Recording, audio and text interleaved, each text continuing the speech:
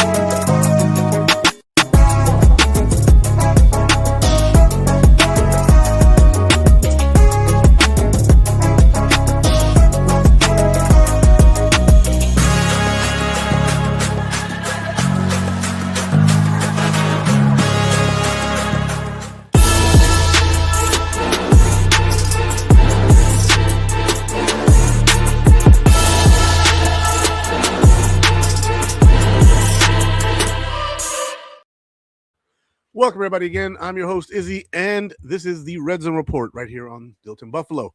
Now, you can follow us on X, you can follow us on Instagram, you can follow us on Facebook, you can follow us on YouTube, you can follow us on TikTok. We're on all the platforms with shorts and all kind of stuff. But I am here to discuss this offseason with you guys. And as always, thank you for being here, Sandra L. King. Wonderful to have you in the comments. As usual, you are here every week, and you're almost always the first person to comment. So good evening to Sandra and the Mafia out there. There's a lot to talk about indeed. A lot to talk about indeed. Now, before I get into the topic at hand, here's a QR code, and this is for the Built-in Buffalo shop on T Republic. So this shirt here, I got it off of there. I could have used a discount, but I support Built-in Buffalo with all my heart, and so I definitely just paid for it outright. This right here, right there. This QR code here, that's where you get shirts like this and a bunch of other designs that you can check out. Definitely quality shirts, and they make hoodies and all kind of stuff. So absolutely, please go ahead and check out the Built-in Buffalo store on T Public, not Republic, just T Public.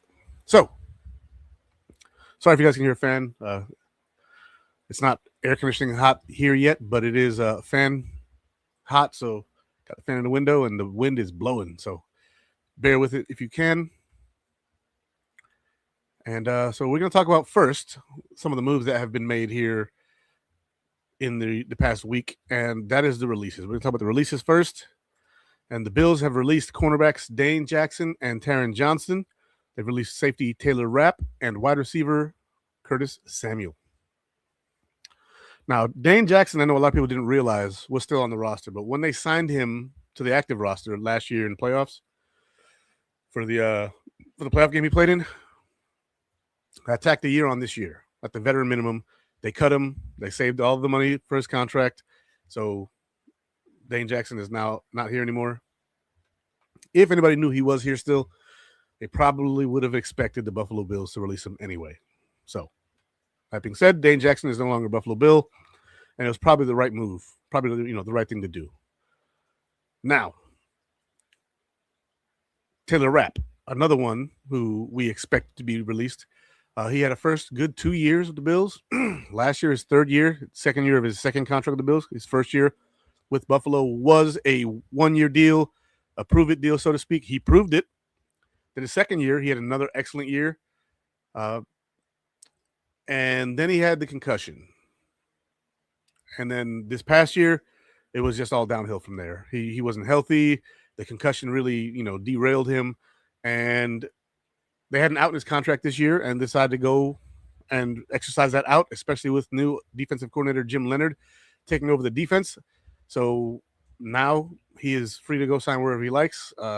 Thank you for being a quality Buffalo Bill while you were Taylor Rapp. And I am sorry that it had to end the way it did due to the injuries and all that good stuff. But I wish you Godspeed moving ahead. May you have a prosperous rest of your career. Unless you retire, then, may you have a good retirement.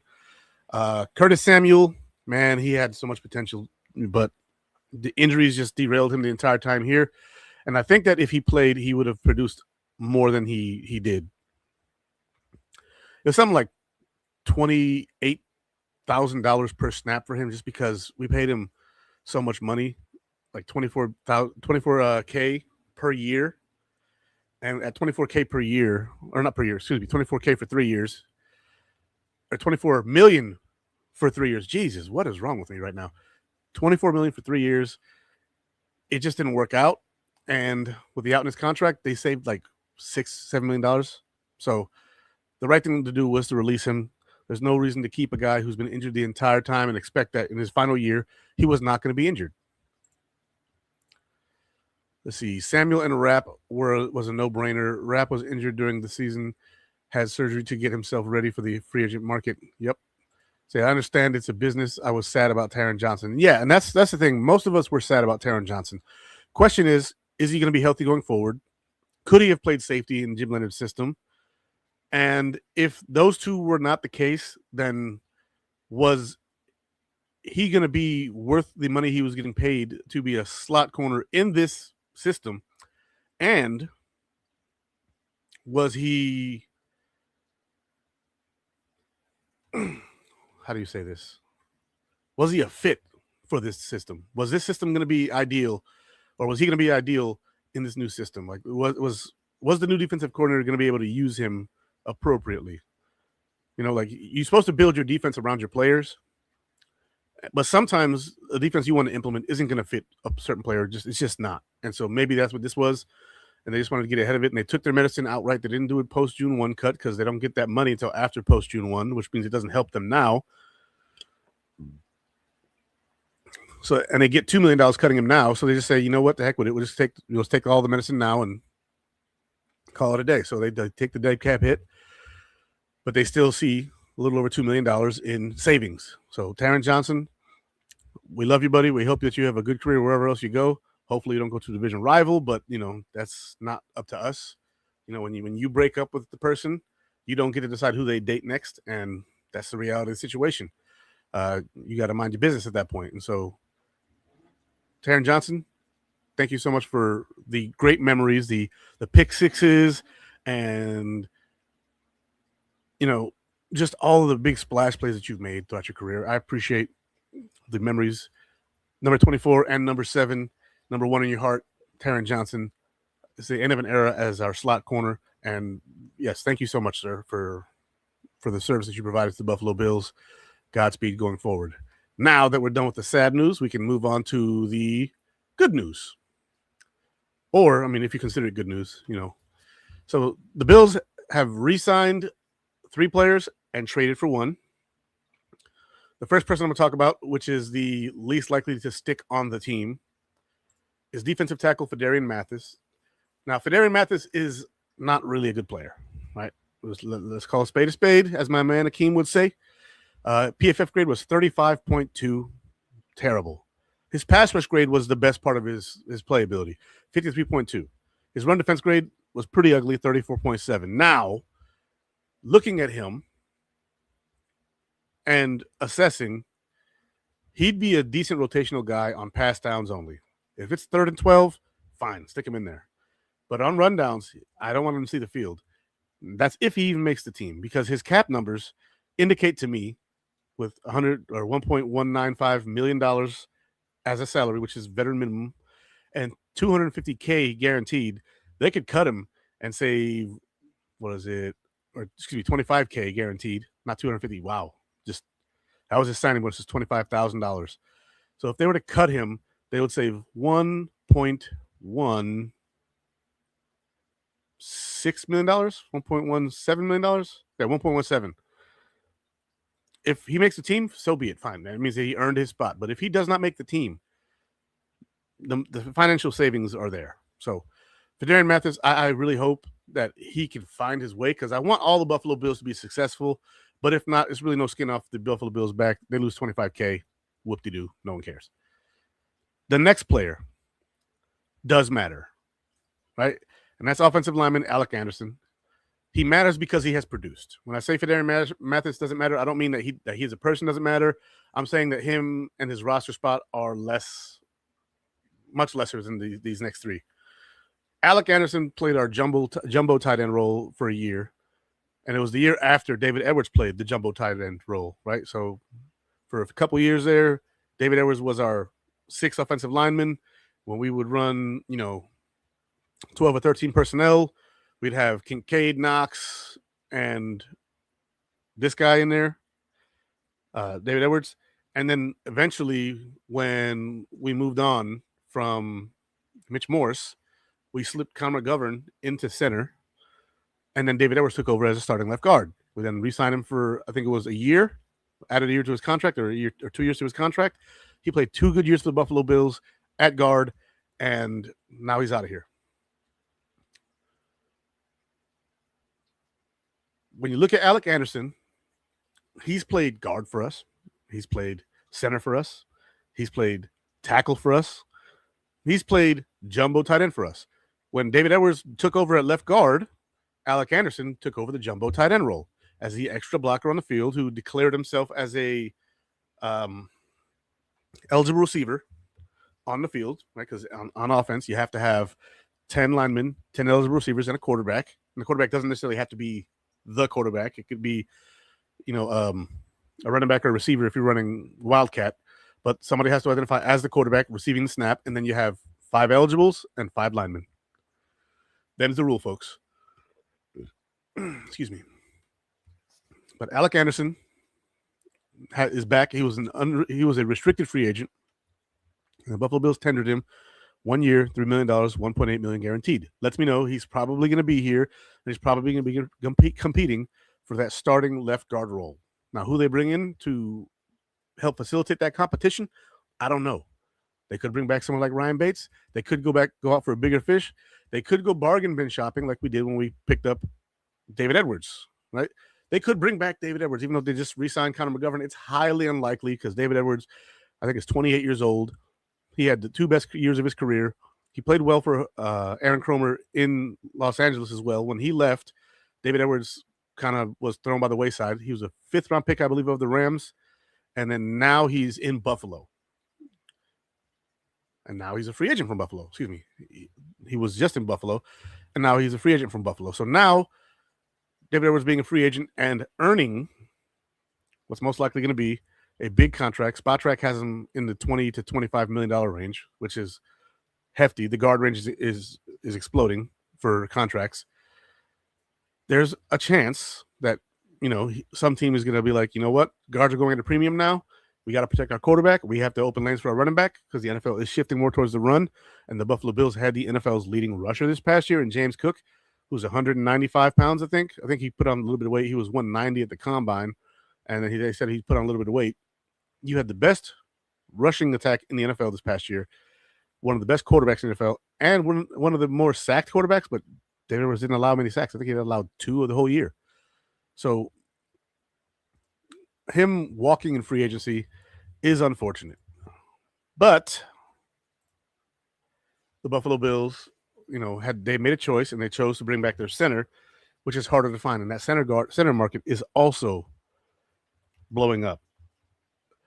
I think the highest earning center in the NFL is at like $19 million, and Tyler Linderbaum is getting ready to destroy that.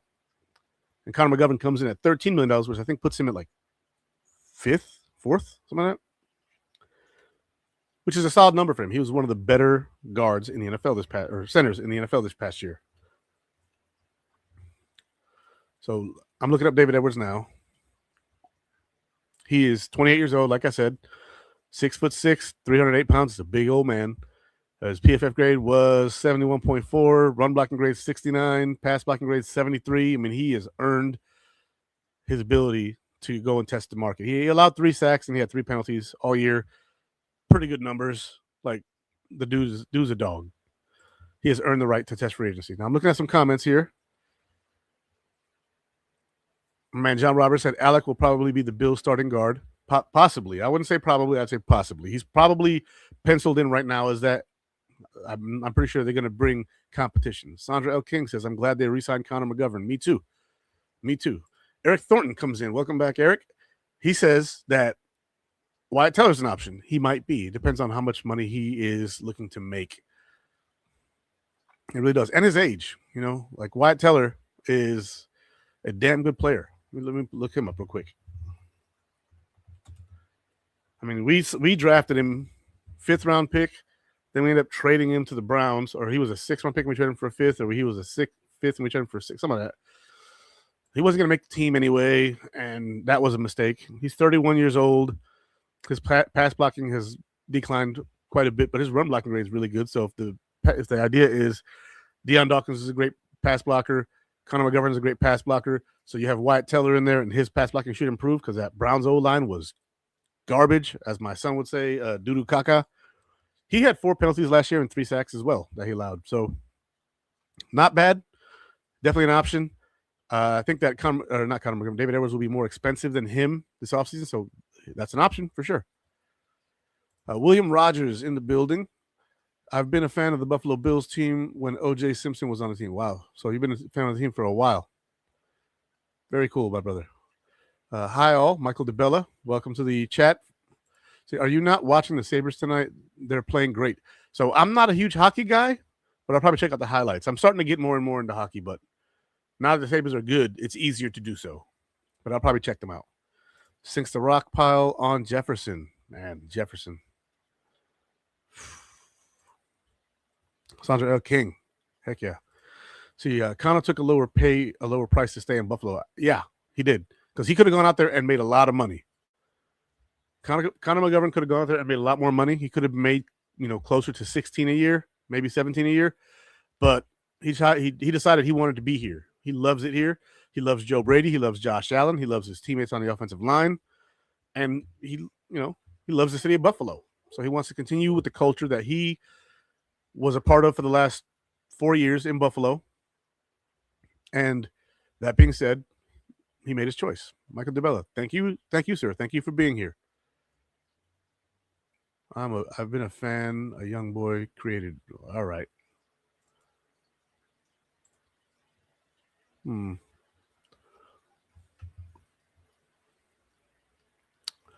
right. Well, back to Alec Anderson, though.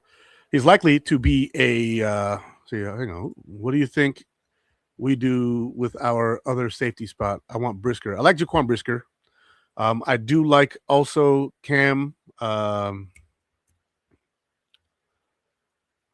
Curl from the Rams. Very good player. And I also like Thompson from the Cardinals. Any of those 3 guys I'd be happy with.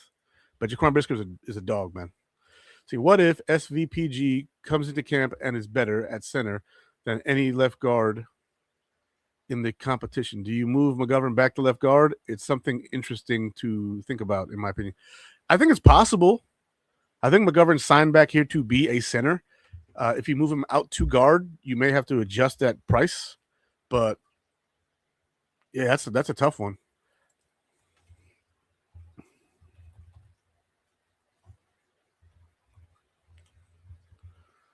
Let's see. Cameron Curl news. I see a comment here. Rams re-sign safety Cameron Curl. So, yep, there you go. You are correct. Cameron Curl just re-signed. Damn. Well, there's that. See, pretty sure there was a reason Anderson was put in at center over SVPG last year.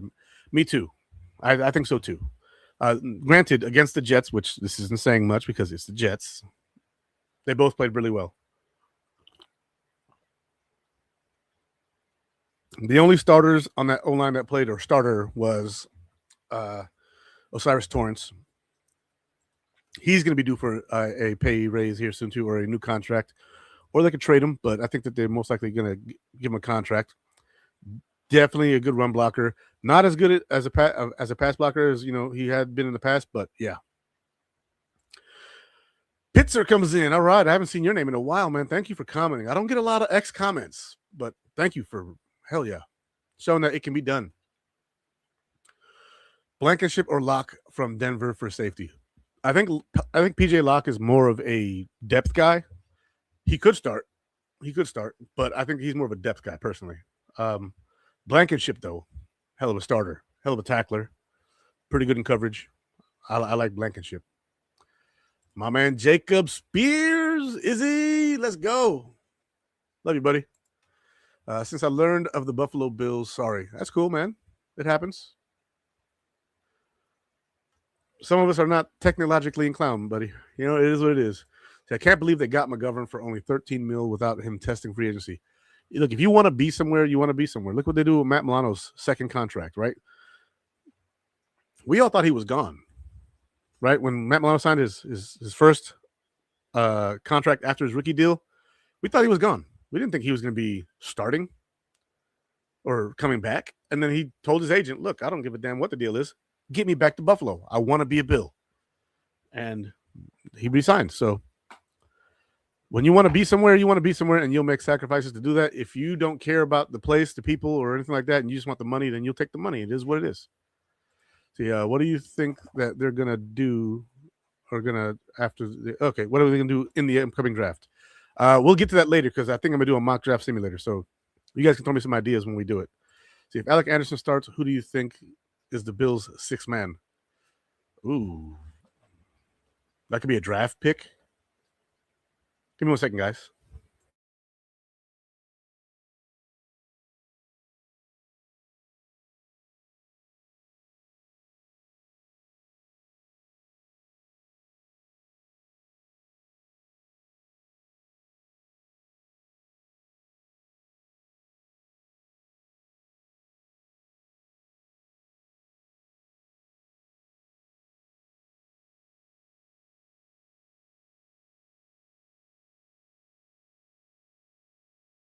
Sorry, guys. My son needed me, and my son comes first. But it could be a draft pick. They could look at the guys that they have on the roster. Let me go ahead and pull up the roster real quick. Okay, boop, boop, boop.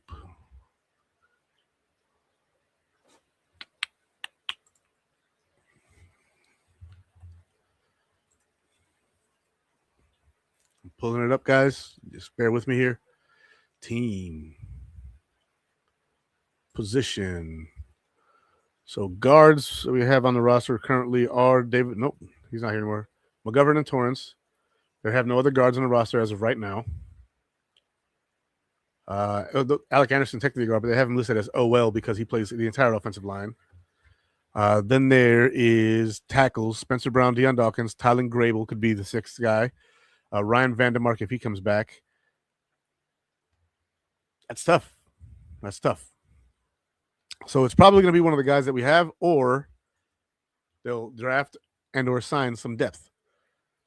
Tylen Grable is an option. Also, I don't know what the progress is on our international pathways player, but he could be someone that they look to bring up. So never know. I don't know what his development is like. So see, is Milano gone? He's most likely gone.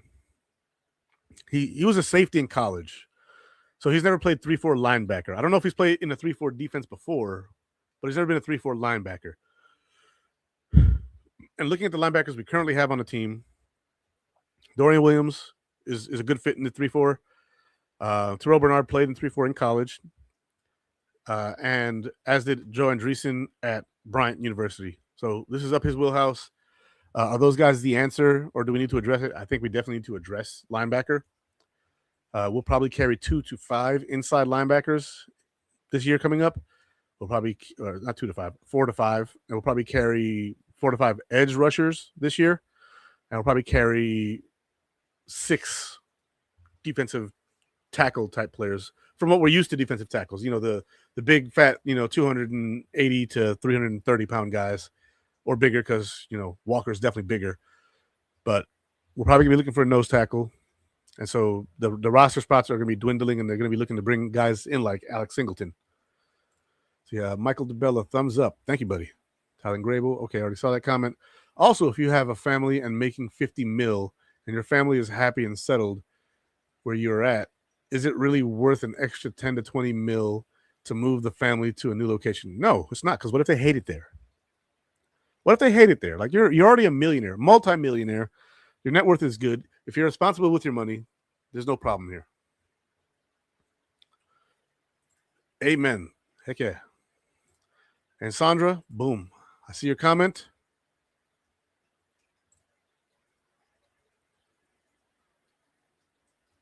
Man, we have comments coming in. Can we put the QR code in the chat for merch? So the QR code's here on the screen. Let me see if I can't do that. Boom.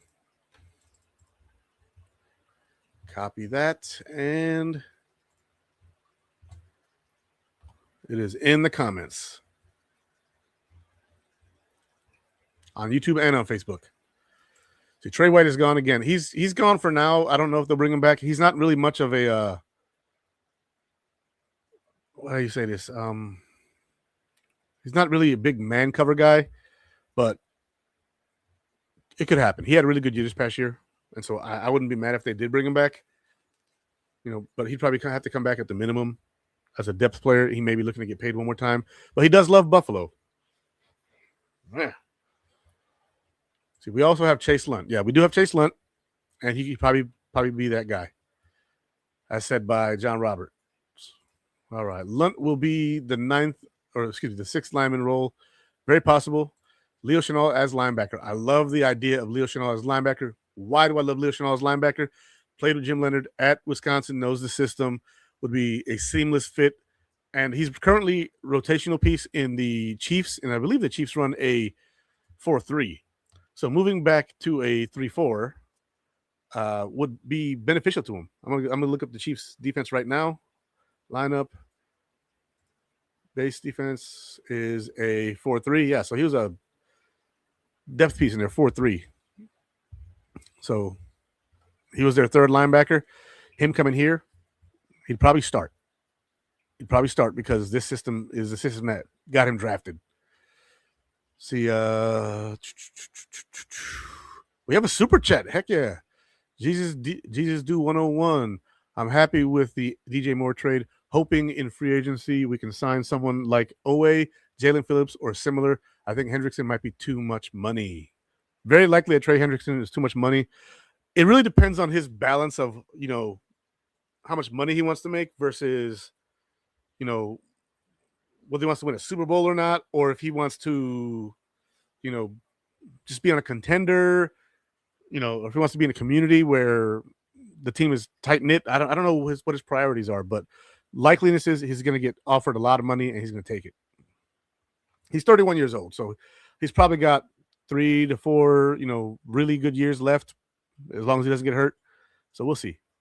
See, what else are you thinking we doing at wide receiver? Draft high, free agency? I think we could look at a free agent. I think drafting a wide receiver high kind of just went out the window. Honestly, I think the draft's going to be more about defense. We've released a lot of defensive personnel, and we don't have a nose tackle. We're limited at linebacker. We need a safety. We potentially need a nickel now. We need probably another outside corner. So I don't know if the Bills keep their first round pick. I think the Bills might trade back, honestly. And I think this is a common thing among Bills content creators in general. I think if a team is at like 33 to 40, the Bills might contemplate moving back. Even if it's like 40 to 45, the Bills might think about it. But you're going to have to give them a haul. Like if you're at 42, you're going to give up your second round pick this year. You're going to give up your probably second round pick next year and the third or fourth this year coming up, or this year. It's going to be expensive to move back in the first round with all of the players that are big, because this is a big defensive end class or edge rusher. It's a big linebacker class, which not as valuable in the draft, but this year, a lot of them. And then it's also a big wide receiver class. Casey Concepcion, Chris Bell, Denzel Boston. You got guys who are going to probably jump up potentially for Denzel Boston. I think that Denzel Boston's a good player. I think that he might be 26 might be a little rich for my blood to draft him there due to the injuries, but I don't know how serious they are either. So if the Bills do their research and they decide to pick him in the first round, more power to him. But he's a player I might contemplate, not drafting. See, if we get Ryan Vandermark back, I think our O-line will be set for this season. Even without a new addition, obviously you want to draft to add to the pipeline, but for the season, we will be fine. Yes, we will. For them to pick the right teams to be playing for is a headache. Yeah, for sure. John Robert, Caden McDonald for nose tackle. I love the idea of Caden McDonald for nose tackle. If he's there at 26 and there's a bunch of receivers left on the board, I might just take him. There's some second-round receivers that I really like. So we'll get into that. But back to the players that we have brought back in. Alec Anderson is the second one. The third one, safety / special teamer, Sam Franklin Jr. Great special teamer. He is not really a contributor on defense. That's not what he's here for. He's basically Saron Neal 2.0, right? Really, really good on teams. Not so great at safety, but he's not here for that. He's here to hit people on kick and punt coverage. He's a guy who's going to be just flying down the field on punt returns or on opposing punt returns, and he's going to be a guy who can get off blocks and get to kick returners. This guy was a excellent bring-in this past year for the Buffalo Bills. 3 years, $7 million, 2.53 of it guaranteed. So after year one, they could cut him and be done with it. But if he has another great year as a returner, I mean, they can just keep him and then cut him whenever they want, or they can extend him if they really like what he does. So I like Sam Franklin Jr. He does exactly what they're signing him to do, and that's an important thing because the year before we were getting cooked on returns, right? The last year of Smiley, we were getting destroyed on these returns, and special teams was terrible. And so now that the Buffalo Bills are no longer being crushed on teams, you want to keep some of that core nucleus for the special teams because that's not really what you want to do. My man, Michael DeBella, Steve Tasker reincarnated. Steve ain't dead, but I like where you're going with that. I love me some Steve Tasker. I met him a few years ago. Super nice guy. Took pictures with me and my wife, my brother-in-law, my sister-in-law. He's very willing to engage with fans. Steve Tasker is awesome. He was awesome on the field, special teams, and he's awesome in real life. Yes, Steve Tasker is a very, very good guy from what I've encountered. Really, really like Steve Tasker. Now, not a lot of time to spend on Sam Franklin because there's not really a lot to talk about. The big fish that we have acquired through trade, which officially goes through on Wednesday, for a second-round pick, we acquired wide receiver DJ Moore and a fifth-round pick. So we've acquired an extra pick, a late-round pick in round 5 from the Bears, and we've acquired wide receiver DJ Moore, who turns 29 before the season starts. So he's not a young receiver, but he is older. And I do have a lot to say about DJ Moore, right? I'm very optimistic about DJ Moore. Like and share. And on YouTube, come over to the YouTube side, guys. We're trying to get this YouTube thing going. We're trying to get YouTube going. It's the offseason, I know, so there's not a ton of you guys, but there's 5 of you on YouTube. There's 4 of you on Facebook. There's 246 of you guys on X. Usually I post on X the link. I did not today. I'm sorry. But if I can get you guys on YouTube, it would help the algorithm so much for Built in Buffalo, so much for this show. But like and share, subscribe, to the channel on whatever platforms have subscriptions. Go to Facebook, join the Built in Buffalo Facebook group. Like we're here we talk a lot. We like to share our ideas, and this show, as you guys can see, is very interactive. I talk to the fans, right? I talk to the fans of the show. I talk to my fellow Bills fans. I'm a Bills fan. I know a lot of you guys would consider yourselves fans of me, and I appreciate that so much. You have no idea how therapeutic this is for me. I'm an old veteran. I did a lot of time in the military. When I got out, I got hired to a job. I'm still at that job. I'm a very dedicated person to, the hand that feeds me. So I have a job. I work for a company called CPI Security. They're awesome. They take good care of us. I don't know if I'd want to work in an alarm system company. I've seen the tactics of other companies. So there's some, I guess, shout out for them for anybody who's living in the South. But you know, this is therapy for me. It helps me with my PTSD and all that good stuff. But yeah, I really love you guys. You guys are awesome. See, I'm on YouTube and Facebook. Yes, you are, Sandra. Welcome to the Facebook community. Love it. And you guys don't have to super chat. You guys can, but you don't have to. I appreciate when you guys do. I got one today. You do get priority for super chat, but as you can see, I'm going to talk to all you guys. See, everyone crying about the second round pick for DJ. I don't get it.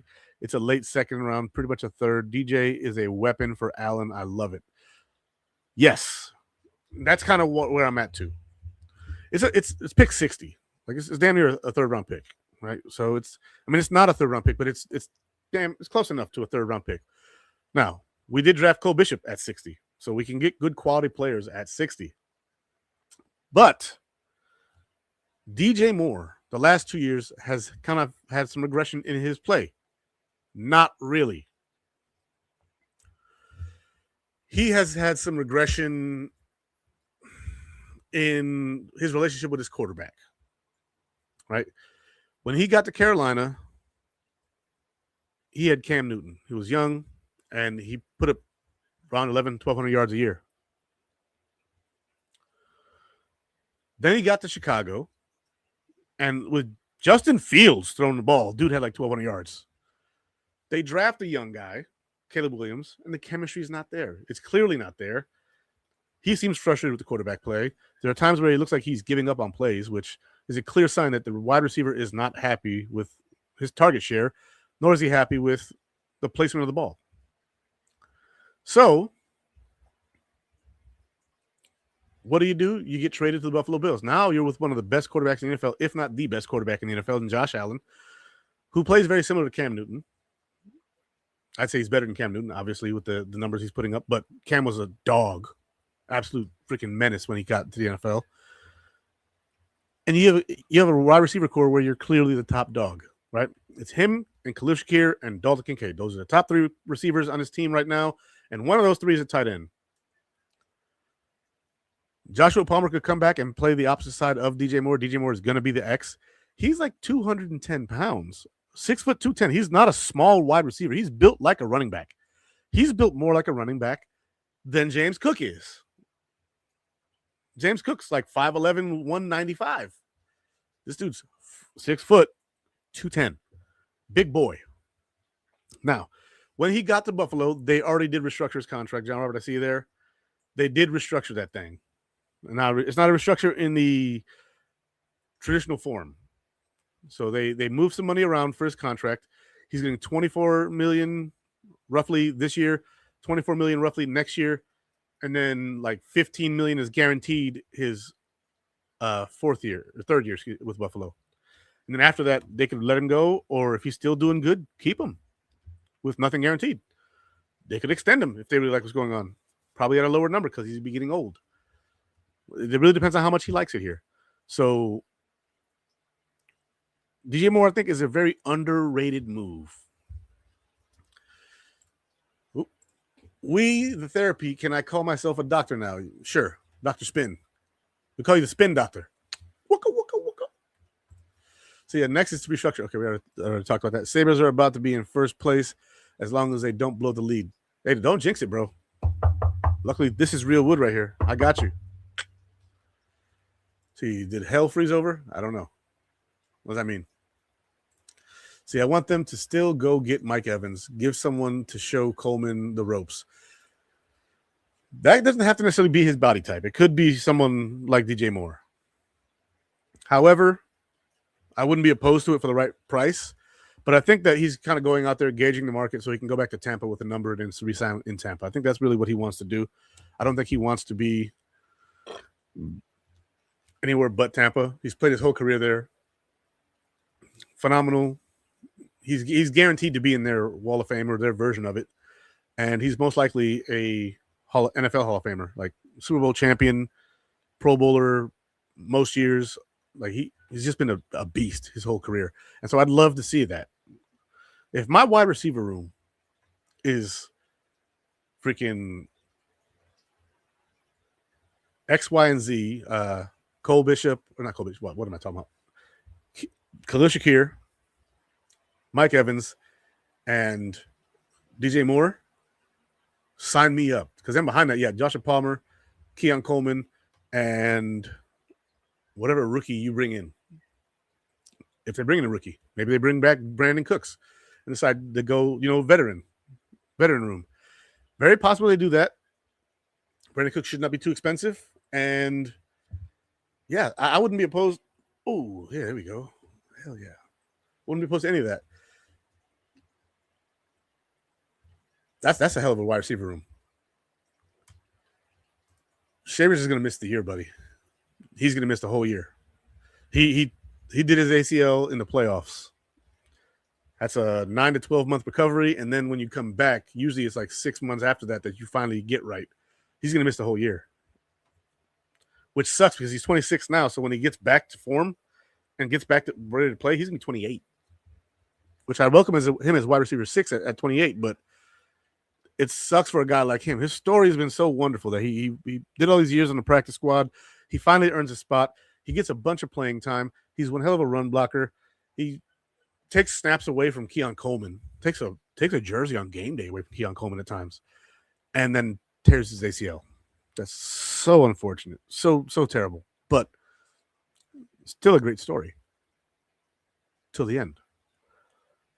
Now he's probably going to be on the PUP list to begin this year. The Bills like to bring back guys who got injured on minimum deals just so they can recover, be in the facility, and have the treatment that they would need. They get insurance anyway.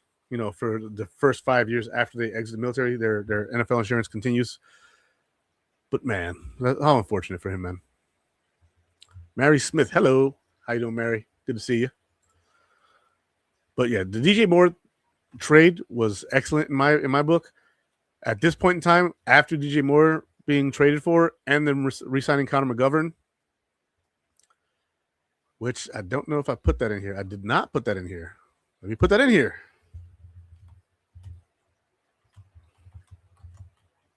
Because I definitely pulled up his numbers in order to facilitate this here. Now, we don't have all of his contract details.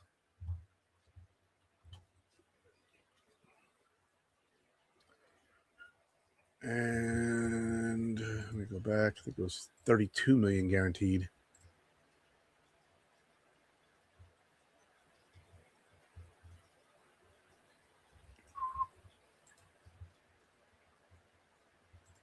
Yep, $32 million.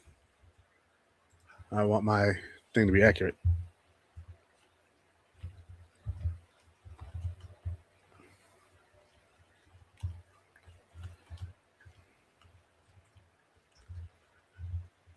And it was, 32 guaranteed. Boop. But yeah, I think that fans getting mad about the DJ Moore trade are less knowledgeable about the actual X's and O's. And I'm going to break that down for you real quick. DJ Moore, I have his PFF page pulled up. He's 28 years old currently. He'll be 29 before the season starts. His overall PFF grade was a 65.8 as like the third or fourth target in Chicago's offense, right? They ran the ball a whole lot more this year. They ran the ball a lot. Receiving grade was 65.5. Rushing grade was a 71.0. Third amongst all wide receivers. So end arounds and stuff like that, he is good with the ball in his hands in space. It's like bringing another Khalil Shakir, but with more ability to get down the field. He had 80 targets this year. He caught 50 of them. Now, I know what you guys are thinking. That's kind of wild because that indicates that he's not really being very efficient. That's not true. He only dropped 2 of those 30 balls that he didn't catch, meaning 28 passes his way were uncatchable. 28. So that drops that 80 to 78 if you really want to count what he could have caught, right? So if you do the math, 50 divided by 78, 64.1% of passes that he threw that were catchable, that were either catchable or uncatchable, he caught. Right? That's a terrible number. Of all the passes that were catchable, which is 52, he caught 50 of them. Excuse me. He caught 62.5 of the total passes thrown his way. The passer rating allowed when he was targeted was 109.5. Average depth of target, 12.5. Yards per reception, 13.6. Receiving touchdowns, he had 6. He was the fourth option on that team. I don't think we had a receiver this year get 6. It's a very underrated signing, in my opinion. Let's see. Our cap situation figured out. We keep getting further in depth. Kind of, but not really. We can still make more cap space, so we'll see what happens. See, we got him for a second-round pick. Got a fifth-round pick back. They paid between 15.5 and the normal total of his contract. I don't see the problem either. See, they were trying to set up the younger receivers and push DJ Moore out. Yes, they were. That's exactly what they did. Fans' expectations of what a wide receiver 1 is pretty much they need to be a future Hall of Famer to be a number 1. DJ Moore is a legit 1. He can win on all levels and beat man. Can also play any wide receiver spot. Very true. You are spitting game right now. He's a multi-role receiver. And he is good in every area of the field. He can catch everything. And I know everyone's thinking 52 out of 80 complete isn't a great number. That's not all his fault. It's not. So it's actually 50 of 80. 2 of them he dropped. So those are on him. So it's like 50 of 78. And like the 78, 28 of them were uncatchable. 2 of them were on him. 28 were not. Math is easy to do, man, folks. See, I'm excited to see what he did in Joe Brady's system again. His best days were with Brady in Carolina. Absolutely. Wait till DJ Moore hooks up with Josh Allen. It will be a different story. Josh Allen is not Caleb Williams. He's not. Josh Allen is much more polished. Josh Allen uses his entire wide receiver core more, which is why everybody eats. But you still need a number 1 guy who, in a pinch, if you need it, you have it. That's what DJ Moore is.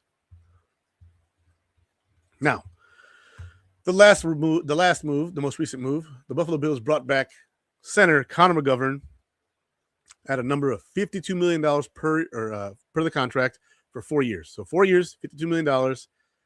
That is $13 million a year. They guaranteed 32 of it. So 2.5 years of that is guaranteed. Excellent contract for Connor McGovern. I mean, the dude earned it. He was a guard here at first. They moved on from Mitch Morris. Connor McGovern took over at center and just never looked back. One of the best centers in the NFL. I pulled up Connor McGovern's PFF. Dude had a 69.1 overall grade. That's green. That's in the green. Run block grade, 65.2. Pretty damn good. Pass blocking grade, 73.4. He committed 5 penalties in 1,037 offensive snaps played. He didn't play at all week 17. He allowed 0 sacks on the season. He only allowed Josh Allen to get hit twice. And he only allowed Josh Allen to get pressured 14 times. He played in 444 run block snaps, and he played in 593 pass blocking snaps.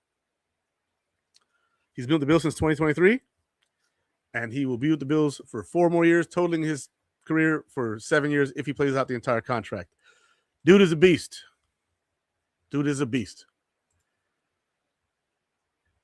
If you don't like the re-signing of Connor McGovern, I don't know what ball team you've been watching for the last few years, but Connor McGovern is a dog. He was good at guard for us. He's even better at center. And that was something we questioned when we moved to center. His first year at center, we were like, I don't know, man. Like, this whole center business is not easy, you know. And then all of a sudden, dude came out. Like, his first year in Buffalo, 58.5 overall grade at guard, 48.5 run blocking grade, 74.2 pass blocking grade. Then he moves to freaking center. His pass blocking stays basically the same. 73.4. Very little drop-off in pass blocking. Run blocking went through the roof. He is a natural-born, supposed to be center. He is exactly what he's supposed to be. He's been played out of position most of his NFL career. The last 2 years have been his best years in the pros. In 2024, his first year back at center, since playing at Penn State. 69.6 overall grade, 69 run block grade, 68.9 pass blocking grade. His first year back at center in 2024. That's crazy. That's crazy. 2024 stats. Again, 0 sacks allowed, only 3 penalties on 959 total offensive snaps. In 2023, at guard, he had 4 penalties and 2 sacks allowed in 1,135 games. The math is absolutely mathing here. He's played so much better at center. It's not close. It's not close. Getting McGovern at $13 million a year is technically a great number. That's a discount for a player like him. They said he's one of the top 5 centers in the game. He is. And he could have waited till Tyler Linderbaum got signed because he's going to get like between $20 and $22 million most likely. Tyler Linderbaum is a dog. Right? Tyler Linderbaum is a dog. He's going to get that big boy, top of the market center contract. The Connor McGovern's contract does not help him at all. I don't know if it hurts him at all. But looking at it, Connor McGovern took less to be a Buffalo Bill. Thank you, Connor, for doing that. Shows that you really, truly love this place. And that your family truly loves this place. Buffalo, I don't live in Buffalo, but if I did, I'd love it there too. I've been to Buffalo quite a few times. Love it there. I'm from Rochester. Love home too. There's just a lot more veterans benefits here in North Carolina. But yeah, the Buffalo Bills retaining Connor McGovern. Great move. My man Spin. Whoa, that's a lot of games. Man, back with the sarcasm. I love it. Speaking my language. See, because he played guard most of the time, Connor, he only played center in college in a few snaps for Dallas until he took over for the job for the Buffalo Bills. Yeah, so he in Dallas played, I think, 100 snaps total at center. And that was, when their center got hurt. And then he shifted in, and then backup guard comes in. He comes to Buffalo, and Brandon Beane and him both confirmed, we had the understanding that when Mitch Morse departs, I'm the new center. That's exactly what happened. And man, oh man, what a great plan that was.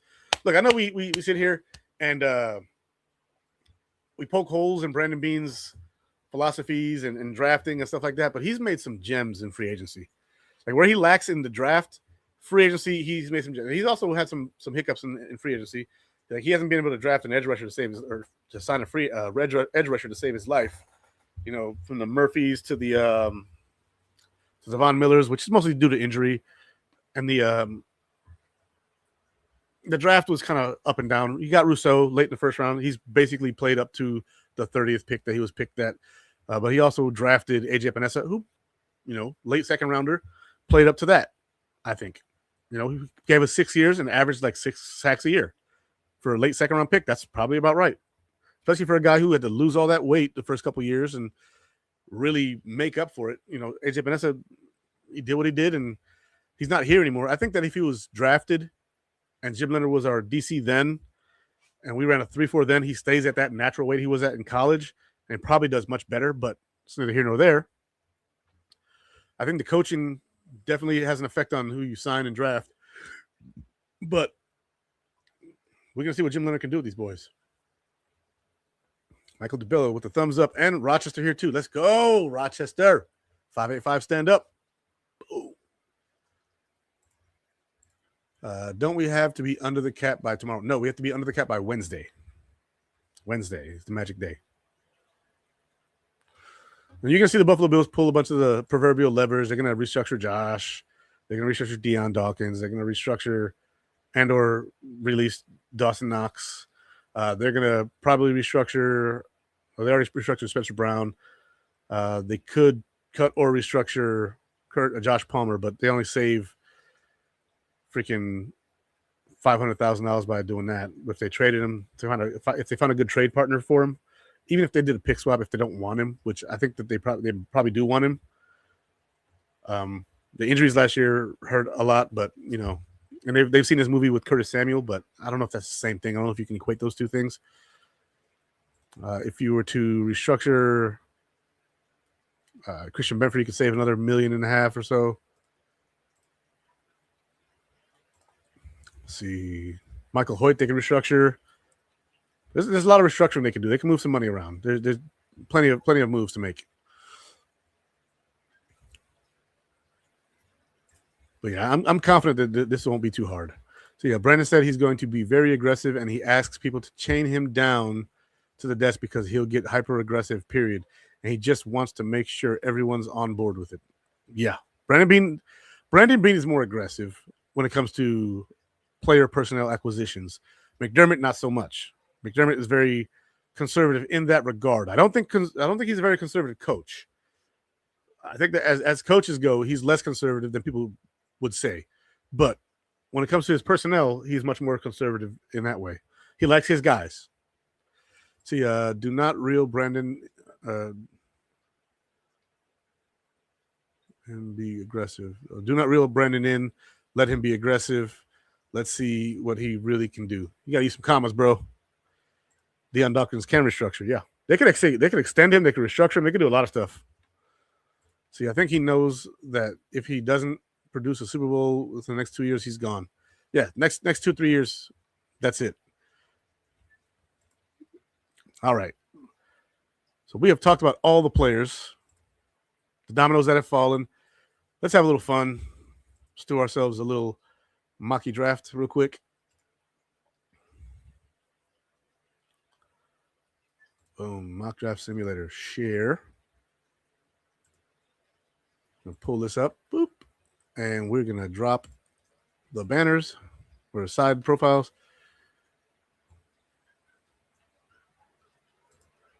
Let me make this here a little bit bigger.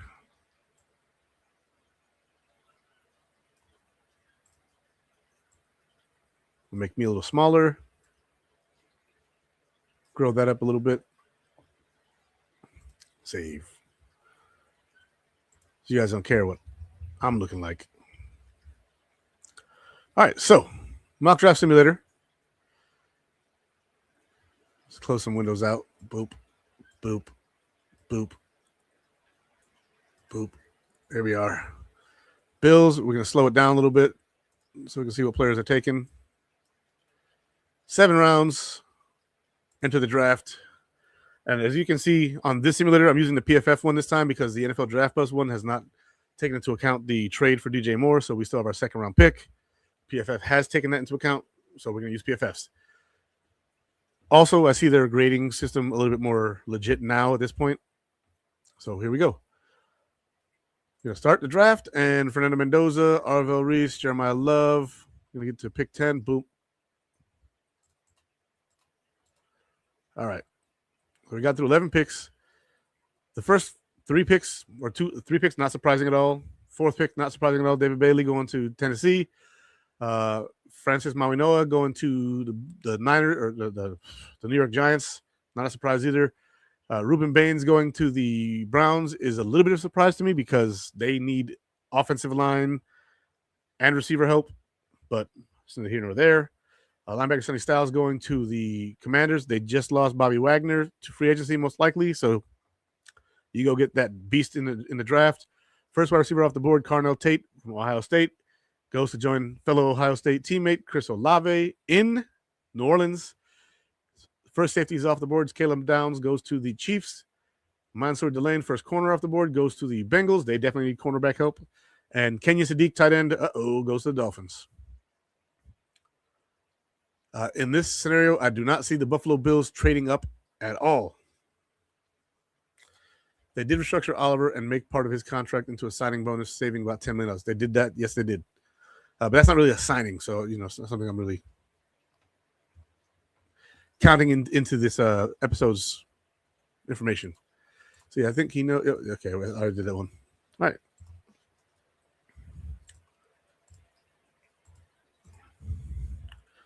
So start kicking back off with Dallas at 12. Spencer Fanu. Oh, that's interesting right there. So I guess they don't know that the Rams re-signed Cameron Curl, so they took Dylan Theinman there. And then the Raiders took Vega Ione. So they took a quarterback and they took a guard to help protect said quarterback. Who'd have thought? That's a good move. They got the Bucks taking Mekhi Lemon and the Jets taking Monroe Freeling, tackle. They definitely need help on that offensive line for sure. All right, we're going to go down to 23. Akeem Mesidor, edge rusher from Miami, goes to the Lions to team up with not Hendrickson. Who the heck is there? Aiden Hutchinson. There we go. Linebacker CJ Allen off the board to the Vikings. Defensive lineman Caleb Banks off the board to the Panthers. Kildrick Fault, edge rusher to the Cowboys. The edge rushers, linebackers, and defensive end or defensive tackles are really coming off the board. They're really coming off the board. Scroll down. Tackle Blake Miller goes to Clemson, heads to the Steelers. Emmanuel McNeil Warren, safety, goes to the Chargers, and Cassius Howell, edge rusher, go to the Eagles. The rich get richer there. 2 more picks, and then the Bills pick. Let's see what we get. So, Jamad McCoy, cornerback from Tennessee, goes to the Browns. He gets to keep wearing orange, just different color orange. And TJ Parker goes from Clemson to the Bears. Buffalo Bills are on the board, and Jordan Tyson is still here. If Jordan Tyson falls to the Buffalo Bills at 26, I don't know what I'm doing. I'm probably not moving back unless I can get a haul. Looking here, the Jets are here. I'm not worried about the Jets at all. The Titans are actually looking to move up as well. Let's see who else is on the board.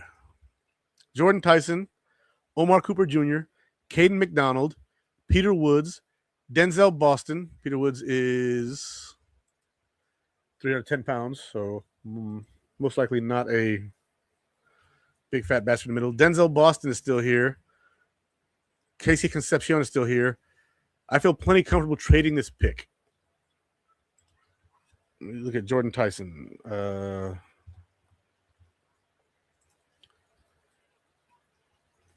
Position ranking, wide receivers. Jordan Tyson is the number 1 ranked wide receiver, 203 pounds, 6 foot, running a 4.25. He's number 1 on NFL Draft Buzz after the combine. He got moved up to 1, Mike Lemon to 2, Carnell Tate to 3.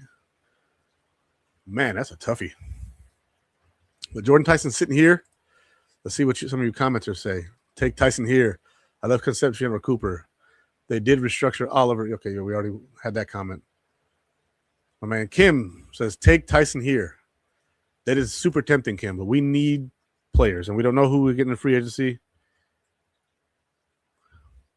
I like Caden McDonald a lot too, but if I don't pick here, I could lose out on Jordan Tyson and Caden McDonald if I move back to 33 with the Jets. But if I lose out Jordan Tyson, Omar Cooper, Caden McDonald, Denzel Boston could still be there, as could Casey Concepcion. I'm a stick and I'm a pick. Jordan Tyson, wide receiver. Buffalo Bills get their future one to learn from a guy similar in size in DJ Moore. Man. Tyson could be Justin Jefferson, just injuries, but worth it. Look, it was hard for me to pick him. I really wanted to trade back there because I thought that there were other players worthy of it, but man, I'll probably do a second mock draft. This is going to go kind of quick. But our next pick is until 90, 91. It's crazy. So left on the board, we could pick Josh's backup quarterback and Garrett Nussmeier if we wanted to. No, thank you. We have a guard and a center on the board. We could go guard. Keelan Rutledge from Georgia Tech. Run blocking and pass blocking, really good. He's good in both gap and zone.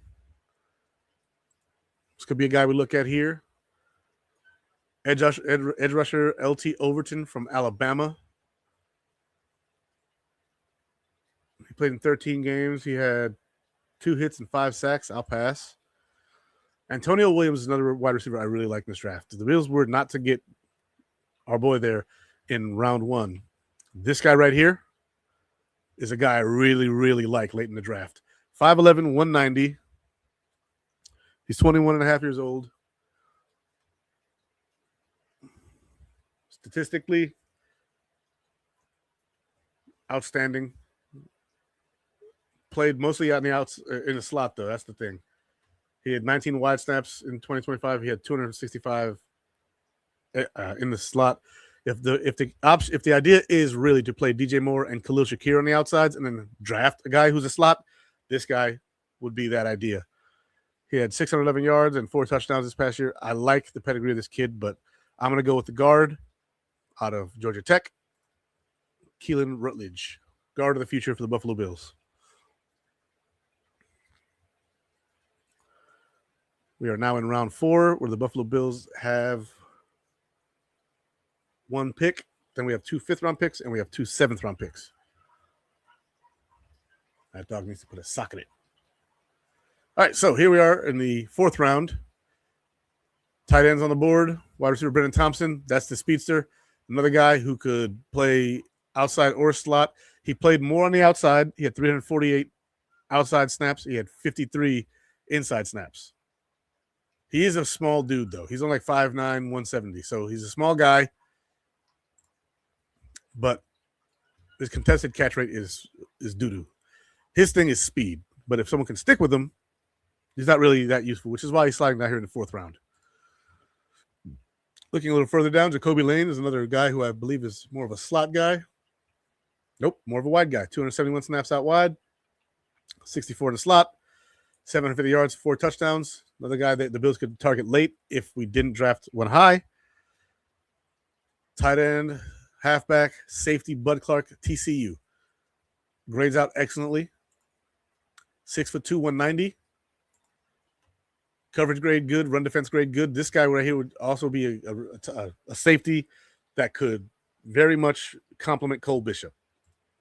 I do like this right here. See, with the tackle is a need. I don't think tackle is a need. Guard is definitely a need. Tackle, not so much. See, with Tyson, I love the way this offense looks. So many weapons. Agreed. So remember, our defense is changing. We need help there. Help them out. Yes, we do.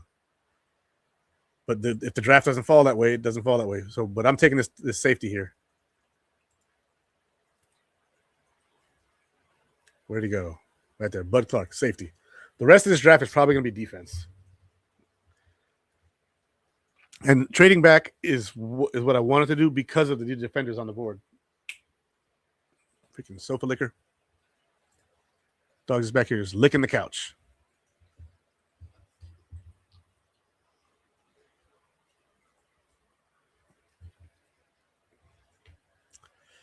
She's a special dog. I love her. Right, Luna? Right, Mama? It's a good girl. All right, back to the draft. We are now on the board.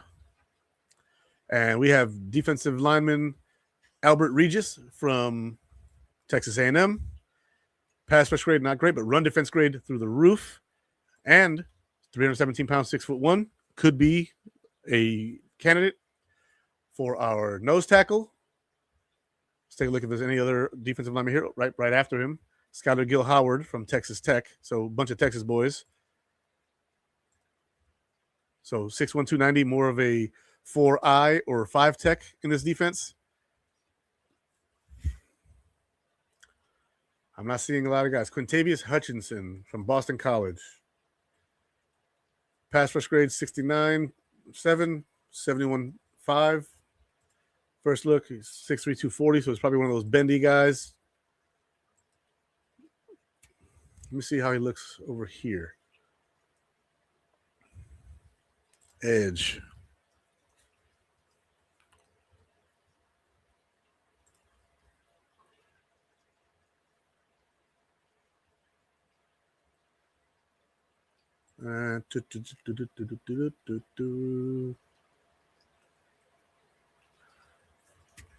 So NFL Draft Buzz has him as 20th ranked. He only had 2 sacks last year. It's like Javon Solomon all over again, except for the sack count. But he played in SEC versus Javon Solomon playing at Troy. Yeah, I'm not very impressed with that. So I think I'm going to go with the number 1 defensive tackle left on the board, Albert Regis out of Texas A&M. Boom. Let's go. Michael DeBella, you got to put some words in there, man.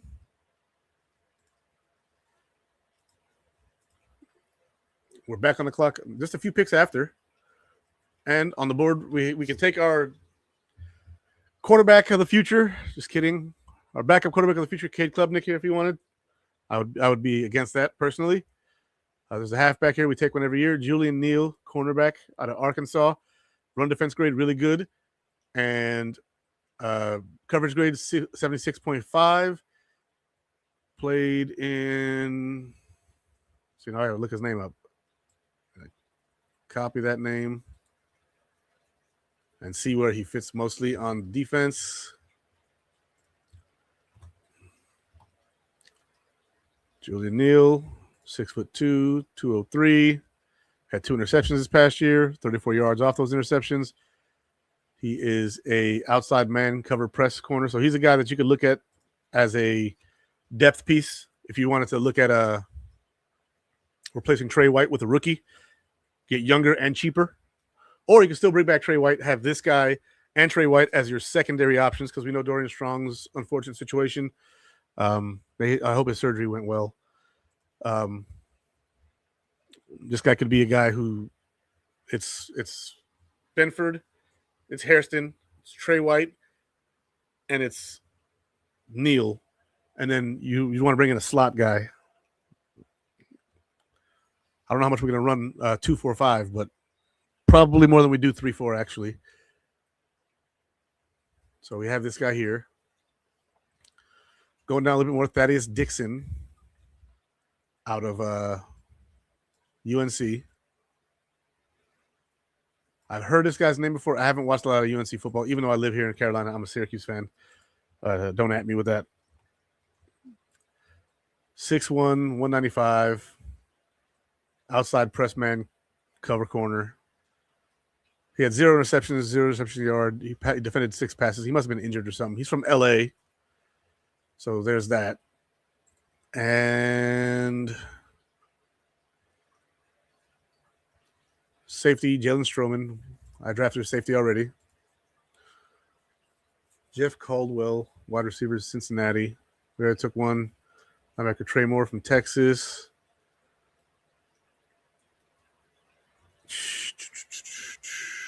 I'm never against drafting an LSU wide receiver late in the draft. Aaron Anderson.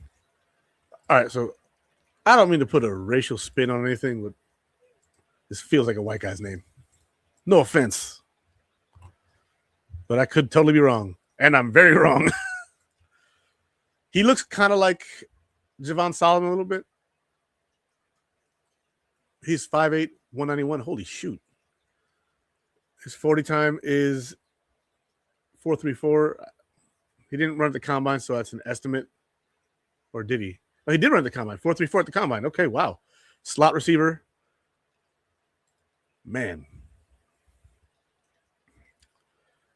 Everybody that is good on defense is already gone at this point. You're getting average players, which we already have, for players that won't even start. But this is the way the draft fell. We let AJ go in free agency, have not plugged that hole. I think we're fine on defense, and I'll break down what I think about our players that are defense. We need a nose tackle. I'm not saying we're fine, like as in the roster's done. I'm saying most positions we're good. Like we need depth at most of those positions, right? At cornerback, outside corner, Maxwell Hairston, Christian Benford. We got our starters. Linebacker, Terrell Bernard, Dorian Williams. I believe we have our starters there. We could look to get somebody else. I think Dorian Williams is going to be much more effective in this defense, and they may give him this year to see, but we'll see. Also, on the edges, you have Rousseau and Hoyt, probably the starters there. Thing is about Rousseau is I don't know if they see him because he's like 280. So I don't know if they see Rousseau playing at the 5-tech position on the line or if they see him out wide at linebacker. I'm not sure which way they would go. I think that he'd probably be a better fit as a 5 technique. Let me just look up before I start making up numbers here. Or unless I already have made up numbers. He is 6'7", 266. That's what he's listed at. here. What's his actual weight? ESPN has him at that. Buffalo Bills, 266. So he could line up out wide, but he'd be more of a power rushing linebacker than he would be a true edge rusher. So you could Bruce Smith him and stick him in there at 5 tech, which would be fine because then you'd have your fat nose tackle right next to him, and then Ed Oliver on the other side, and then you'd rotate depending on what you see out there. You'd rotate in Deion Walker and TJ Sanders, but then you're overloaded on the line truly. Then you got TJ Walker or TJ Sanders, Deion Walker, Ed Oliver, Rousseau, the guy with Lance, or what's his name? The guy we drafted last year, 3rd round, Arkansas. You know who the hell I'm talking about. Then you have Dwayne Carter coming back, which he could be a cut candidate as well. Like I believe we have at least half of our starters. We don't have a starting second safety. We don't have a starting nickel, and we don't have a starting linebacker. I think on the edges we have our starters. On the line we have our starters. Out at corner we have our starters, and then we need depth.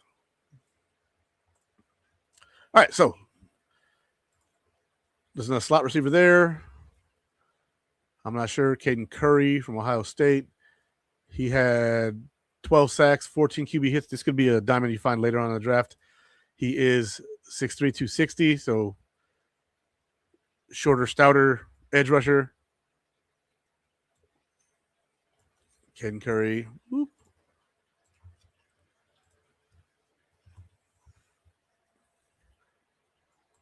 Let's see. He ran a 4.78 40. He projects as an edge rusher. Obviously. Draft projection 4th round. Yeah. This guy might be the guy. We need depth at edge rusher. We have Javon Solomon. We have Greg Rousseau. We have Michael Hoyt. We need guys to fill that room out. We don't have a 6th round pick.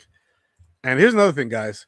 Do we think that we're going to keep Tyler Bass at kicker, or are we cutting him and then drafting kicker and punter in the 7th round, or are we just taking a punter? Because I saw you say here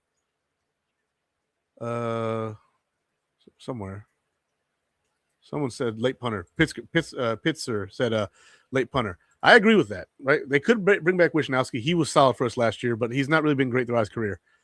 We have 2 picks in the 7th round, and you're not going to find anything really of value here, right? You might find, the tight end here. Eli Heidenreich at fullback sounds interesting. He was more of a halfback in college. It's more of a receiving guy. So I don't see him as a fullback at all. 206 pounds. PFF is losing their mind with that. Let's see. Roman Hemby. No. Noah Thomas. I've heard this guy right here. J. Michael Sturdivant. I've heard a lot of people talking about him, but he feels a lot like another Justin Shorter. I think I might want to just hedge my bets with the kicker and punter. So we go up to the top here. Special teams. Boop.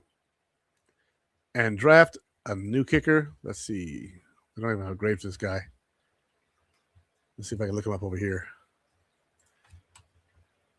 Trey Smack.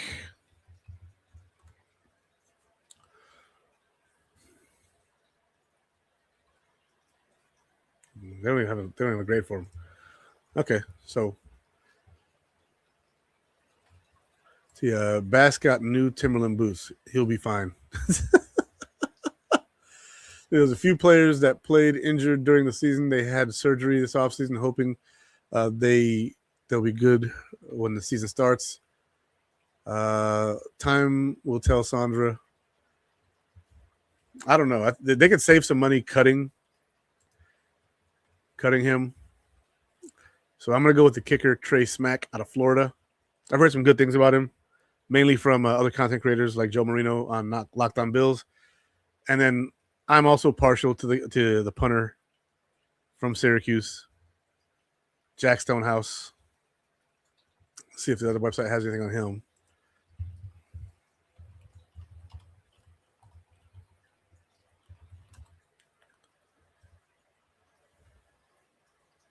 Nope, sure don't.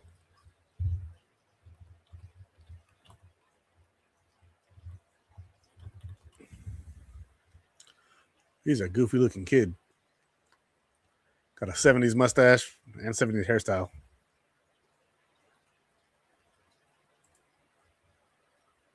Let's see. He punted the ball 59 times this past year. 2,780 punt yards. Wow. His long was 64. Wow. And that's why they're all so hyped about him. Boom. Taking the punter. So this draft, no trades. Got a decent little haul, I think. Tell me what you guys think in the comments. Who is still on the board at linebacker? At this point, we done signed Singleton because, yeah. But I'm going to do one more mock draft, and then we're going to head out of here. Okay, guys? Much love to you guys, of course. A little confused on why Bernard waited until March to get surgery. Should have been right after the season like Mahomes. True that. We signed Prather 72. Prather.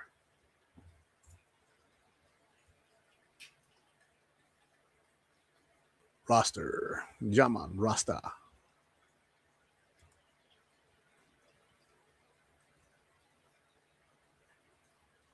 Pray.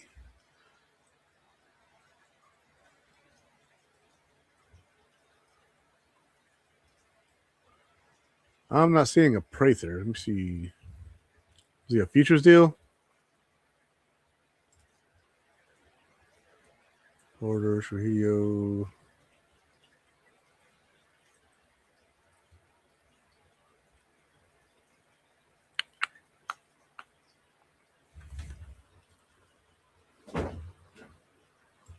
Yeah, I'm not sure who you speak about. Thank you, Izzy. Go Buffalo Bills. Let's go Bills. We're not done yet, though, buddy. I'm doing one more mock draft. So this one we got Jordan Tyson, round one. It was too good to pass up at that spot. Keelan Rutledge, we got him at 91, guard out of Georgia Tech. Bud Clark, safety out of TCU. Round four also, or round five, we got Albert Regis, defensive lineman from Texas A&M. And then we got Caden Curry, edge rusher out of Ohio State. Then we took the two special teamers, Trace Mack and Jack Stonehouse. And this thing tells me you could have got L. Overton is a better need edge rusher than the guard. I'm not worried about the need so much. I'd rather have a quality player. BPA, baby. All right, one new mock draft, and we'll be good to go. Just give me 1 second. My son needed me again.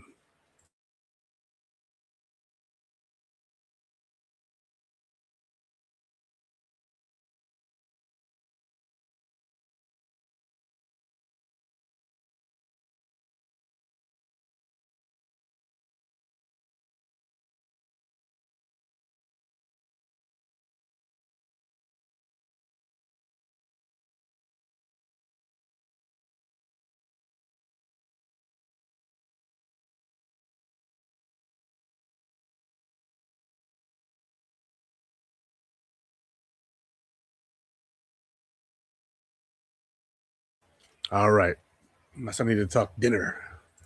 So yeah, Prather was a useless 7th round wide receiver that Bean took because he never drafted one earlier. Never made the team. Oh, okay, yeah. All right, so we're doing one more mock, and then we are out of here. Let's slow it down because even this speed is fast. The Bills, 7 rounds. Enter the draft. Let's see what pops up when we get to 26. Mendoza, Reese, Jeremiah Love. So this is shaping out very much the same for the first 4-5 picks. Sonny Styles goes to the Browns instead, which doesn't make any sense because they just drafted old boy out of UCLA last year, Schlesinger, and he was a dog. So unless they want to pair him with another dog, then sure, I guess. Unless they see him as an edge rusher, then that too. Caleb Downs moves up. Francis Mauinoa to the Saints. Mansour Delane to the Chiefs. They did just trade away their longtime corner, Trent McDuffie. Spencer Fanu. There you go. Protect your boy. Bengals, that makes more sense. Protect your boy. And then the Dolphins go after a safety, which would be the best thing that they've done since losing old boy to the Giants a couple of years ago. Yeah, I forget his name. Doesn't matter. Resuming the draft, Carnell Tate went to the Cowboys. That wide receiver room would be terrifying. CeeDee Lamb, Carnell Tate, and freaking Pickens. Wow. That'd be a nasty ass room. That'd be disgusting. But then again, if they did this, they'd probably trade away, Pickens, so they probably would have traded him away. Mekhi Lemon to the freaking Rams is nasty. That's insanity. Him in the slot with Devontae Adams and Puka Nacua on the outside is stupidity. Kenyon Sadiq, we're going to redo this one because there's no way that Kenyon Sadiq goes to the freaking Raiders. We're redoing this. This one doesn't make any sense. Nope. Got to make some sense. Slow it down. Care for positional value. Yeah. More of that. Draft for needs. Yep. Plenty of that. Randomness. Less of that. Boom. That was crazy. That got stupid real quick. Have some changes. Sonny Styles to the Jets. Makes sense. Arvell Reese to the Cardinals. Also makes sense. Jeremiah Love to the Titans. Also makes sense. Although a receiving weapon probably would go a lot further there, but neither here nor there. Reuben Baines, also receiver heavy draft. You take the generational running back all day, every day. David Bailey to the Browns is insane. Caleb Downs to the Commanders. Francis Mauinoa to the Saints. Mansour Delane to the Chiefs still. Carnell Tate to the freaking Bengals. Okay. Jermod McCoy, cornerback to the Dolphins makes sense. Everything makes sense for the Dolphins because they suck everywhere. Dylan Thieneman to the Cowboys makes so much more sense. Spencer Fanu to the Rams makes a lot of sense.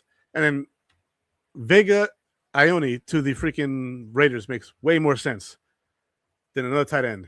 That Sadiq was stupid. Kenyon Sadiq to the Buccaneers, the other Pirate team, total sense. Caleb Banks, defensive line to the Jets. They just traded away Quinnen Williams, so yes. Akeem Mesidor, edge rusher to the Lions. Okay, they want that beast edge rushing tandem. Mekhi Lemon to the Vikings. Makes sense. You have Justin Jefferson. They're probably trying to move on from Jordan Addison. You go get Mekhi Lemon, who can play inside and out. If they decide to keep Addison, who can also play inside and out. Panthers are on the clock. They take Monroe Freeling. Nice. Okay, so they're protecting their quarterback. Emmanuel McNeil-Warren, another safety to the Cowboys. So the Cowboys have drafted a safety tandem. They're not letting nobody throw deep on them. Jordan Tyson goes to the Steelers. Makes total sense. Cassius Howell to the Chargers. Makes total sense because in the Chargers, who just re-signed Khalil Mack, now have Cassius Howell on the side. They have youth and wisdom on both sides of the line. CJ Allen to the freaking Eagles is crazy. And then we get to the Bills. Blake Miller has come off the board and Avion Terrell. The Buffalo Bills sit here with Keldrick Falk still on the board. Amar Cooper is on the board. Caden McDonald on the board. Edward TJ Parker still on the board. Let's see who wants to trade with the Buffalo Bills.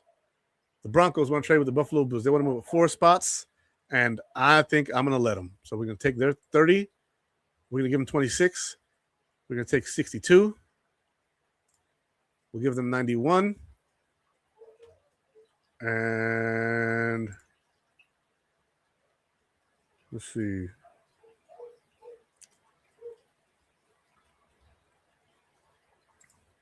Take that away. We'll give them one of our 5th rounders. Oof.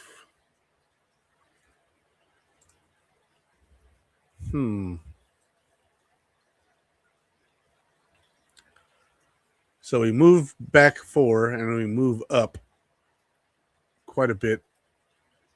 And then we add an additional 5th. I'm down for that. Boom, accepted. Bills move back 4 spots. And in those 4 spots, Keldrick Falk, Denzel Boston, TJ Parker, and Omar Cooper have come off the board. We have Caden McDonald, defensive tackle, sitting here staring us in the face. We also have Casey Concepcion staring us in the face. But I want the big man for the defense. Boom.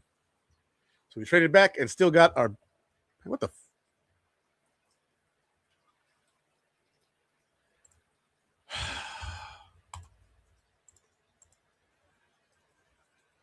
We're not talking as much this one. We're just going to go through it. I'm just going to show the picks. Very similar. Kenyon Sadiq to the Cowboys is nice. The Bengals taking a tackle is awesome. The Chiefs need a tackle as well. Yep. Okay. Vega Ione to the... Wow. That'd be for that line. And then the Raiders get a wide receiver. The Lions get another big fat boy in the middle to replace... He's got a Spanish name. Forget his name. Anyway. Dylan Thieneman, Keem Mess, Allen off the board, Evan Terrell. Safety, Emmanuel McNeil Warren still here. Cassius Howell still here. Caden McDonald still here. TJ Parker still here. Peter Wood still here. Who wants to trade with the good old Buffalo Bills? The Cardinals at 34. I think I'm still down for this to see what they're willing to give up. 34 and 65 for 26.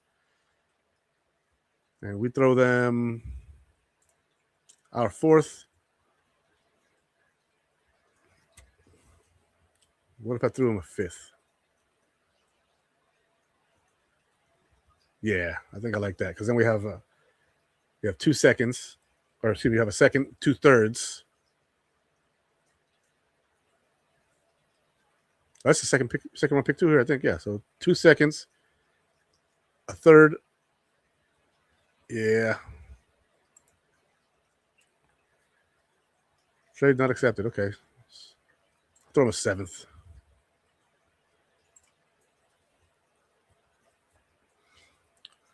So we move back from 26 to 34. We move up from 163 to 65, almost 100 picks.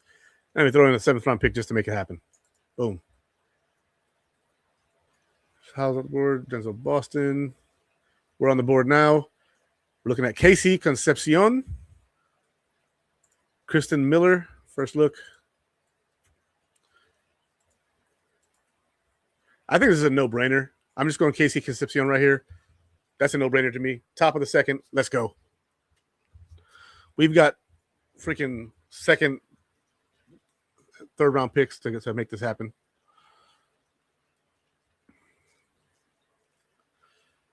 $65 is the first pick in the 3rd round. Okay. Edge rusher Derek Moore. Man had 11 sacks at Michigan, so in the Big Ten. Good player here. Pass rush grade through the roof. 6'3", 260. Boom. Edge rusher complete. Couldn't ask for better. 91 coming up. Let's go. Let's see if we get a big fat bastard in the middle of the defense.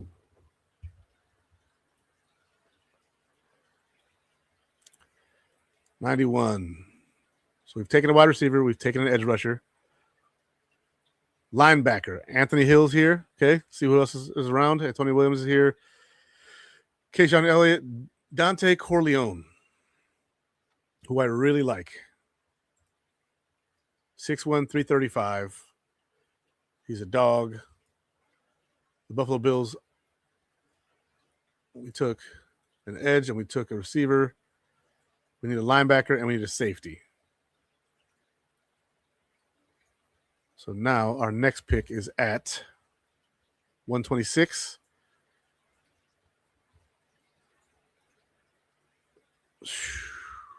There were some safeties late that I liked. So linebacker. Anthony Hill Jr. out of Texas, still here in the third round. That's a steal to me. Boom. Anthony Hill Jr. Let's ride. Let's see. Fedarian Mathis is 72. 72 is the player I was talking about getting signed. Yeah, so I actually did talk about him. He got signed to a minimum contract. I have the banner still. I can put it up. Fedarian Mathis. He signed a 1-year deal worth $1.195 million, $25K guaranteed. If we were to cut him, he'd leave with $25K, and we'd save $1.7 million or $1.17 million. So not a lot there, but he could play better in a 3-4 than he did in a 4-3. But we'll see about that. That's a projection. So training camp, OTAs, all that stuff will determine how he does. The interview I saw with the defensive coach, they're looking for big boys to 2 of them, if they can get their hands on them in the draft. Absolutely, I agree there. Now let's see. We stuck by our pick. Here we are. Malik Muhammad is here at corner. They could look for another corner. 6 foot, 188. Coverage grades pretty good. He had 2 interceptions. Not bad. We're at 126. He's ranked 127.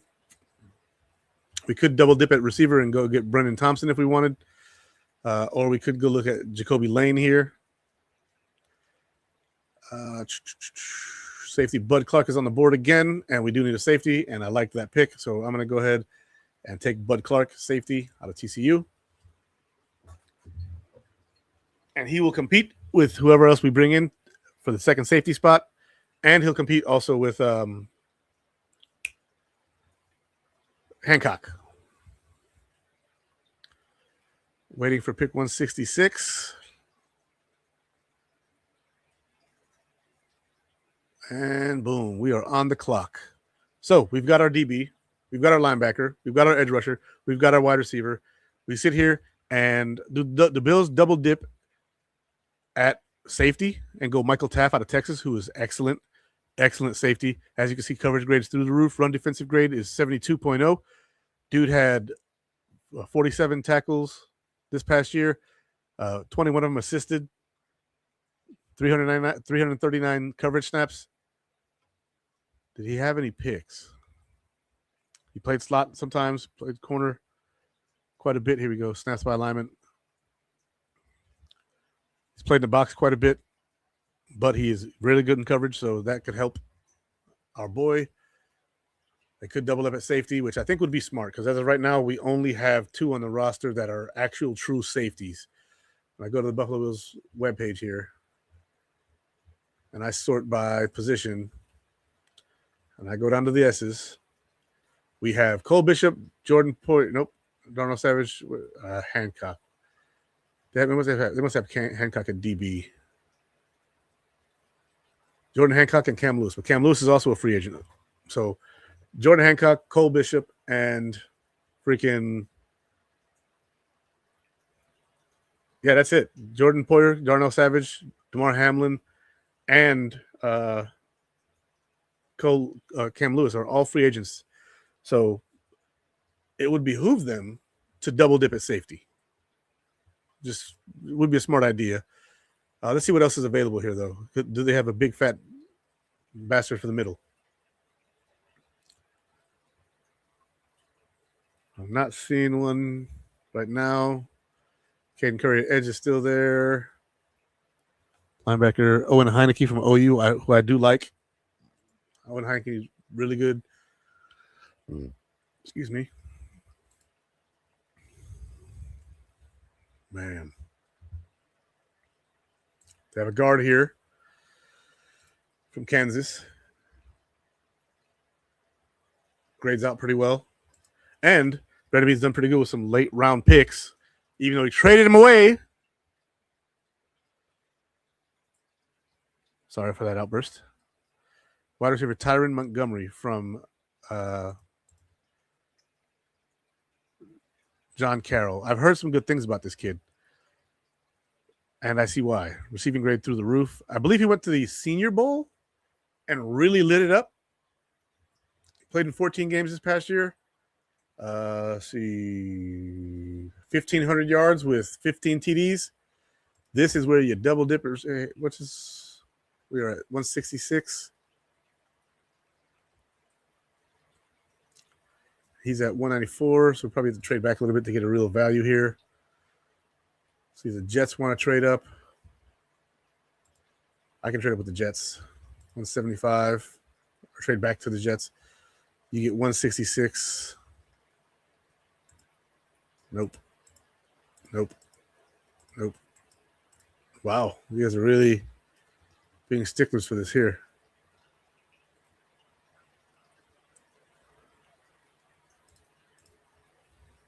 I tried. Had to try. So we'll do 166 and 220.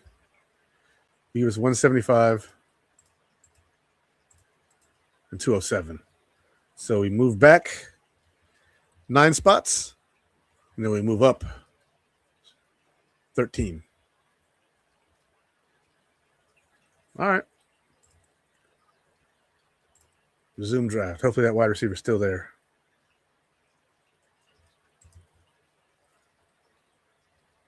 $195. He's still there. I don't see anybody taking him. Let's see what defensive tackles are on the board still. Because that'll probably be my last pick as a DT. Zane Durant.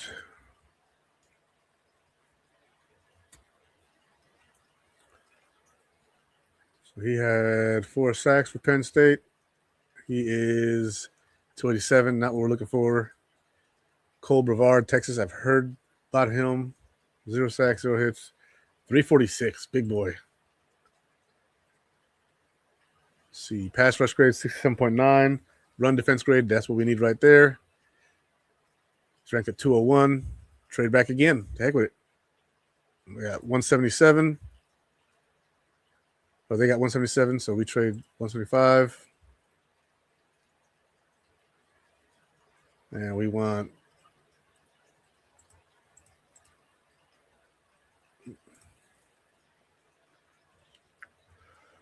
maybe a 6 next year. Nope. If I move Mac 2 spots, you know what? No.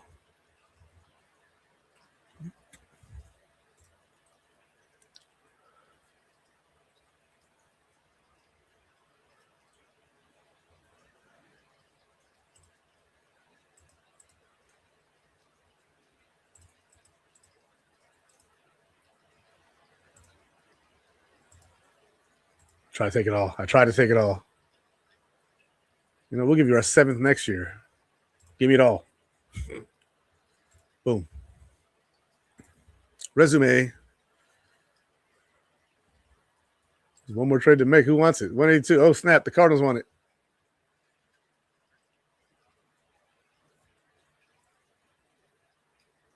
Oh, Lord have mercy. Then we move back 5 picks. Fine. Because I want this receiver. All right, now is the time. Because they're getting short on receivers, and he's here. Boom.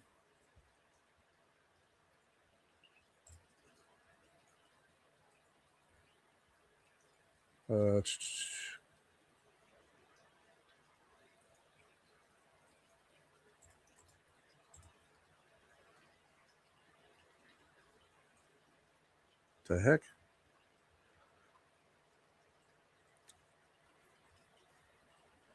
My next pick is at 215. So I'm going to use the ammunition I've now acquired to move up to 198. 215, 221.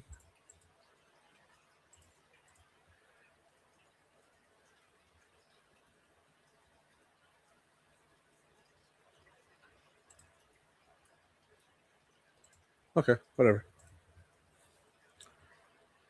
Resume draft. Come on, be there. D-line. Texas. Cole Brevard, you are a Buffalo Bill. Boom.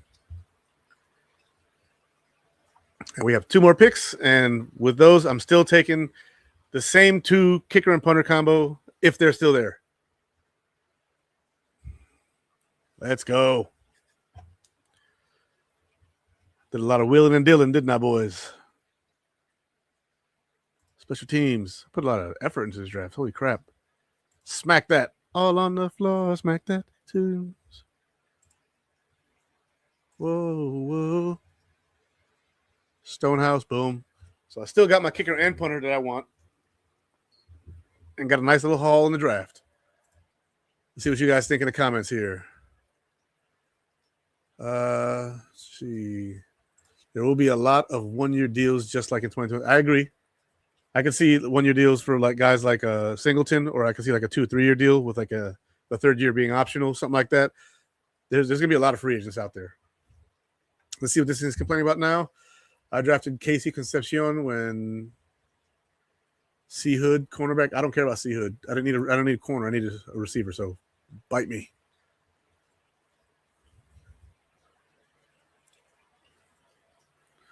I'll take it. Overall draft grade B+. All right, everybody. We have been on here for an hour and 45 minutes plus. Smack, great name for it. That's the kicker is Smack. The punter is Stonehouse. So he's going to smack that through the uprights. Smack that all on the floor. Smack that. But guys, you guys have an awesome rest of your evening. You know what it is. It's always God bless, or do good, be good, God bless, and go Bills. And I'm going to go ahead and fix my thing here real quick. Boop.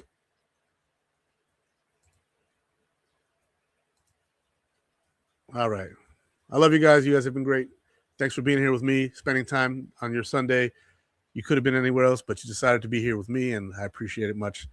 So do good, be good. God bless, and go Bills. This is my longest show in a long time, guys, by the way. So I hope you enjoyed. Take care of yourselves. Take care of each other. I'm out. Wrong one.